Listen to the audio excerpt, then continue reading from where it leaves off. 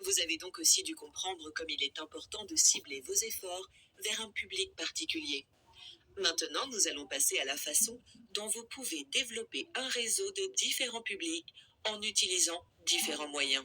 Bien sûr, certaines de ces méthodes ne seront pas pertinentes pour votre modèle de fonctionnement. C'est tout à fait normal, puisque vous n'avez pas besoin de toutes les utiliser. Ce qui pourrait convenir à une jeune entreprise de fabrication peut ne pas s'appliquer à un seul commerçant fournissant des services particuliers.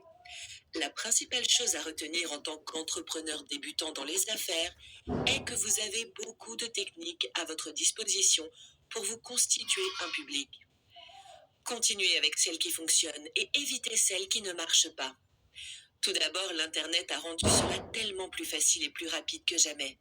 Si vous regardez la montée des influenceurs des réseaux sociaux, dont certains ont des millions d'adeptes, alors vous savez que se constituer un public en ligne peut être très efficace et relativement bon marché. Donc, pour commencer, créer un site Internet est une bonne idée, même si ce n'est qu'une seule page, le but étant de vous donner une présence en ligne.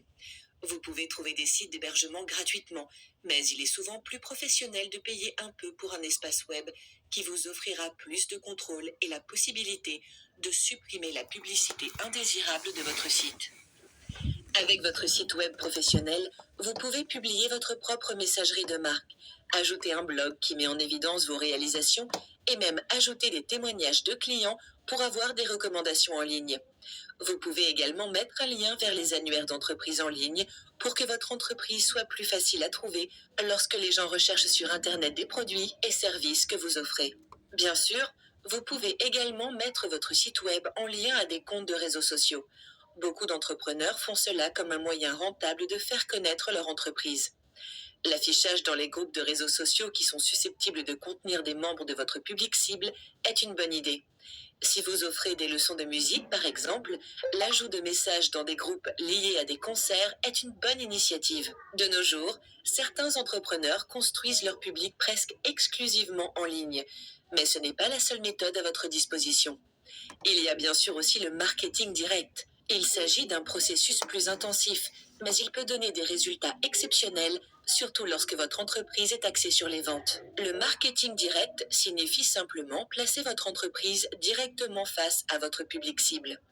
Pour interpeller le genre de personnes qui pourraient vouloir ce que vous avez à offrir et créer un contact. Faire du porte-à-porte ou simplement mettre en place un stand et faire du bruit pour capter l'attention. Dans l'ensemble, pour commencer, le marketing direct fonctionne si vous êtes dans la bonne zone. Cependant, vous aurez une portée plus large si vous essayez quelques techniques de marketing traditionnelles. Par exemple, par le biais très simple de la publicité imprimée.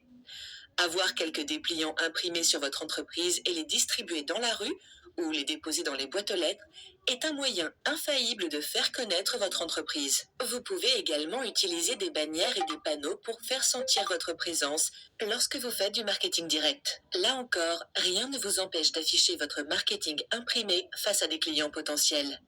Parfois, vous pouvez construire votre propre base de données d'adresses, répertoire de contacts, mais il est également parfaitement acceptable d'acheter de telles informations auprès de sociétés de marketing et de l'utiliser à vos propres fins. D'autres formes de marketing traditionnelles à envisager sont la publicité sur une radio locale, des encarts publicitaires dans les journaux ou même la location d'un panneau d'affichage. Cependant, ces formes de marketing ont tendance à nécessiter un budget de marketing conséquent. La seule ressource de marketing sur laquelle vous pouvez toujours compter, c'est vous.